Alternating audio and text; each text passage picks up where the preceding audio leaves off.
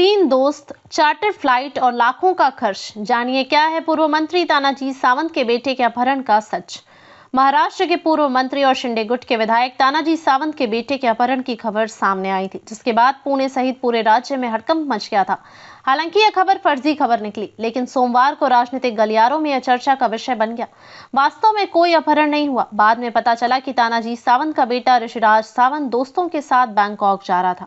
Milli जानकारी के अनुसार सोमवार यानी 10 फरवरी को शाम करीब 4:30 बजे तानाजी सावंत के बेटे ऋषिराज सावंत स्विफ्ट कार से पुणे के लोहेगांव एयरपोर्ट पहुंचे और वहां से अपने दोस्तों के साथ निजी चार्टर्ड विमान से बैंकॉक के लिए रवाना हुए। परिवार को तब दुख हुआ जब उन्हें पता चला कि बेटे ने निजी विमान बुक करके और दोस्तों को साथ लेकर लाखों रुपए खर्च कर दिए हैं। इसलिए तानाजी सावंत के संगठन के एक व्यक्ति ने सिंहगढ़ पुलिस स्टेशन में शिकायत दर्ज कराई कि ऋषिराज को नरहे से अपहरण कर लिया गया था। इसके बाद तानाजी सावंत और उनके बड़े बेटे गिरिराज सीधे पुणे पुलिस कमिश्नरेट गए और वरिष्ठ पुलिस अधिकारियों के साथ साथ एयर ट्रैफिक कंट्रोल ATC से संपर्क किया। ऋषिराज सावंत ने इसे बैंकॉक ट्रिप के लिए करीब 68 लाख रुपए खर्च किए। उनका विमान अंडमान एवं निकोबार द्वीप समूह पर पहुंच गया था। पुलिस ने तुरंत एयरलाइन और हवाई यातायात नियंत्रण के साथ समन्वय स्थापित किया। विमान के कैप्टन और वरिष्ठ पुलिस अधिकारियों के बीच चर्चा हुई। अंततः विमान को भारतीय क्षेत्र में ही रुकने का आदेश दिया गया और तदनुसार विमान रात करीब 9 बजे पुणे हवाई अड्डे पर उतरा। आज रोजी 4 वाजेच्या सुमारास पुणे पोलीस कंट्रोल रूमला कॉल आला की माजी मंत्री महोदय तानाजी सावंत साहेबांचे मुलगा ऋषिराज सावंत हे कोणी अज्ञात व्यक्ती यांना घेऊन गेलेले आहे।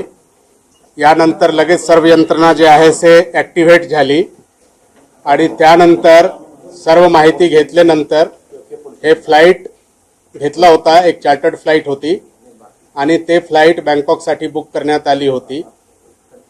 या फ्लाइटचे नंतर ट्रॅकिंग आणि बाकीचे गोष्टी करून या फ्लाइट जे आहे आता पुणेमध्ये लँड झालेला आहे आणि सर्व जे 3 लोक होते, जे पॅसेंजर तीनही आपल्याकडे आहे, तीनही सुखरूप आहे आणि या कोणत्या कारणासाठी हे लोक चालले होते याबद्दलची जे आहे ते विचारपूस आता करण्यात येत आहे।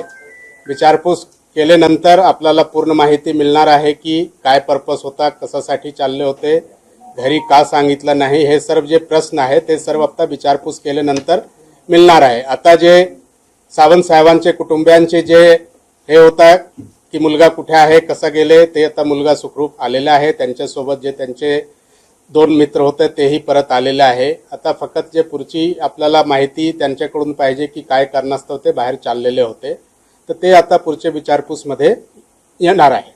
आता आपले काही प्रश्न असतील तर विचार। पुणेमध्ये आलेला आहे, जे आहे आता सुखरूप आहे, एअरपोर्टवर आहे आणि आता ते जे आहे त्यांचे विचारपूस आणि बाकीचे जे गोष्टी आहेत ते चालू आहे। पुणेमध्ये लँड झालंय हे फ्लाइट, कुठे उतरले नाही। बँकॉक पर्यंत विमान गेलं होतं, ते कुठून परत आलं आणि आता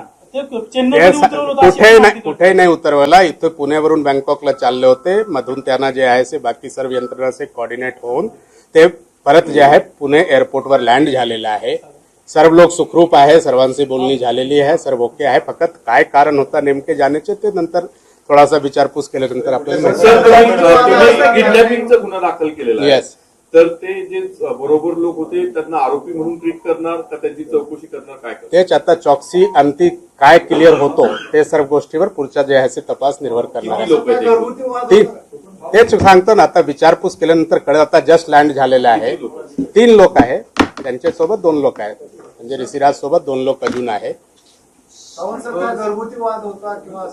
नाही, काहीच नाही। मी तुम्हाला मगाशी सांगितलं काही माध्यमांमध्ये असं कळतंय की तुमच्या दोघांमध्ये काही वाद झाले होते आणि त्या वादामधून ते निघून गेलेले। मुलगा आज 30-32 वर्षाचा मुलगा झालेला आहे, त्याच्यामध्ये कधीही आमच्यात वाद नाही। आम्ही सगळे सांप्रदायिक पंथातले आहोत। रात्री व्यवस्थित गप्पा मारल्या, सकाळीही त्यानं पहाटे 3:30 वाजता अभिषेक केला। रुद्राभिषेक आज प्रदोष आहे आणि माझा पूजा चालू आहे, तो आला पटकन नेहमीसारखं कॅम्पसला निघून गेला, संपलं। वाद नाही किंवा काहीच नाहीये। म्हणून मी तुम्हाला मगाशी सांगितलं की त्याचे मित्र बरोबर आहेत। किडनॅपिंग असं मला म्हणता येणार नाही, मित्र बरोबर आहेत। पण नेमकं न सांगता विदाऊट एनी कम्युनिकेशन अचानक गेला कसा, ह्याच्यासाठी आम्ही वरी होतो। मगाशी तेच बोललो तुम्हाला मी, आताही तेच सांगतोय। आता त्याच्याशी भेटल्यानंतर चर्चा केल्यानंतर नेमकं व्हॉट इज द फॅक्ट, किंवा अचानक म्हणजे काय तुमची टूर ठरली किंवा न सांगता टूर ठरली, कारण 8-10 दिवसापूर्वीच तो दुबईला जाऊन आला होता. त्यामुळे सडन ऑफ परत लगेच कसं मग पप्पा रागवतील का किंवा काय, असं काय आहे का ते एकदा चर्चा केल्यानंतरच मला कळेल. तुम्हाला त्या खाजगी विमानाने- काही मेसेज केला होता जाण्याच्या आधी? नाही, तुम्हाला कसं कळलं की तो गेलाय? तो ड्रायव्हर आला माघारी, दुसरी गाडी घेऊन गेला, त्या ड्रायव्हरकडनं कळलं म्हणून मी आलो. माझ्या थोरल्या मुलाला तो ड्रायव्हरनं सांगितलं की मी यांना घेऊन एअरपोर्टला चाललोय. तो मला सांगितलं. आम्ही दोघं एकाच ठिकाणी होतो, कॉर्पोरेट कात्रजच्या ऑफिसला आम्ही बसलो होतो. असं काही आहे का? जे खाजगी विमानाने जे गेलेले आहेत यंत्रणा वेठीस धरली गेली असं अजिबात नाही, अजिबात नाही. तासाभरात किडनॅपिंगचा गुन्हा पण दाखल केला ना. नाही, तुम्ही ठीक आहे ना, म्हणता की समजेल kidnap ना. झाले नाही साहेब, पण तासाभरात गुन्हा पण दाखल केला त्यांनी. ठीक आहे ना. आता जे काही वरी एक बाप म्हणून जे काही एक कॉशियस होणं गरजेचं आहे ते झालं. असं नाही, पोलिसाच्या पहिली जे पद्धतीने हे एक करतील. मिनिट, पहिला जे इन्फॉर्मेशन होतं हा. ते तसंच प्रकारचे होता की कोणी अज्ञात लोक त्यांना घेऊन गेले यांनाही त्या फोन आला होता आधारावर तसंच. जे आहे ते FIR नोंदवण्यात आलेलं आहे. आता पुढे जे यांच्या तपासमध्ये जसा निष्पन्न होतील त्याप्रमाणे कारवाई तक्रार करण्यात दिली त्यांनी बघितलं होतं का? दाबून नेलं आपण गाडीत आता नेलं, गुन्हा कसं इतका नेलं, फास्ट कसा कसं तुम्ही दाखल दाखल केलं, केला? काय एक दिलं, तासात दिलं काय? एका कार होती, गुन्हा असं काय दाखल झालं? आपण एक त्यांची- missing मागणी एका केली. माझ्या- चौदा 12 वर्षाचे ते एका माजी मंत्र्याचा मुलगा म्हणून यंत्रणा एवढी फास्ट हल्ली का? 24 तासापर्यंत जर तो घरी नाही आला त्यानंतर तर तुम्ही आपण आम्हाला next one ला गुन्हा जातो. पहिले missing होती. एका तासात पोलिसांना कसं काय दाखल करून दिलं? एक एक करून इथे तसाच प्रकारची तक्रार होती की कोणी त्यांना घेऊन गेलेले आहे. पुढे आपल्याला माहिती मिळाली की ते एअरपोर्टवरून काही फ्लाईटमध्ये निघून गेलेले आहे. त्यामुळे हे सिरियसनेस पाहून की कुठे चाललंय काय चाललंय तातडीने नोंदवले गेले गुन्हा, कारण गुन्हा नोंदवल्याशिवाय जे आहे ते पुढचा प्रोसेस होत नाही. त्यामुळे गुन्हा नोंदवण्यात आलेला आहे. आता पुढे जे आहे तपासामध्ये जसा प्रकारचे निष्पन्न होतील तसा गुन्ह्याची निर्गती होणार आहे. त्या दोघांनी पळून नेलं असं काही आहे का सावंत साहेब? तुमच्या त्या मित्रांनी त्याच्या मित्रांनी त्याला पळून नेलं असं काही आहे का? मगाची माझा इंटरव्ह्यू तुम्ही बघा, मी हेच म्हटलं त्याचे 2 मित्र आणि तो गेलेला आहे, न सांगता गेलेला आहे. मला ना त्यांच्या मिसेसला, ना आईला, ना भावाला, विदाऊट एनी असं होत नाही. डेली आम्ही दिवसातनं 10 ते 15 वेळा बोलतो. बोलणं झालं नाही आणि अचानक त्याच्या ड्रायव्हरला, माझ्या मुलाला फोन आला की मी त्यांना एअरपोर्टला सोडलं, म्हणून तो माझ्याकडे आला केबिनला तिथंच कात्रजला, की असं असं पप्पा तो एअरपोर्टला गेला, तुम्हाला सांगितलं का? म्हणलं मला माहित नाही. म्हणून आम्ही दोघंही उठून परत कॅम्पसला गेलो.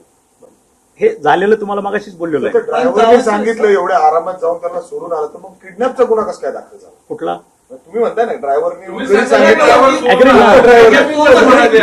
त्याच्याबरोबर मी मगाशी तुम्हाला बोललो की पोलीस स्टेशनला यांना कंट्रोल रूमला आलं की दोघांनी त्याच्याबरोबर घेऊन त्याला गेलेले आहेत. कंट्रोलला आणि आला. यांना फोन आला होता अगोदर कंट्रोलला. सर, तो नेमका फोन आणि त्याच्यानंतर पोलीस स्टेशन होतं.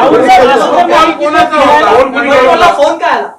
कंट्रोल रूमला फोन आला की कोणी किडनॅप करून हे मुलगाला घेऊन गेलेलं आहे. त्यानंतर जे आहे ते बाकीच्या गोष्टी सुरू झाल्या आणि चुकी एअरपोर्टवरून ते गेले होते, बरोबर आहे, तर त्यामुळे तातडीने गुन्हा दाखल करणे गरजेचे होते. गुन्हा दाखल त्याच्याशिवाय करून activity पुढची त्याशिवाय होत नाही. बाकीची ऍक्टिव्हिटी होत नाही. कोणाला जर आपण इनिशियल हे स्टेजला थांबवण्यासाठी सांगितलं, बाकी गोष्टी सांगितल्या, FIR शिवाय कुठल्या गोष्टी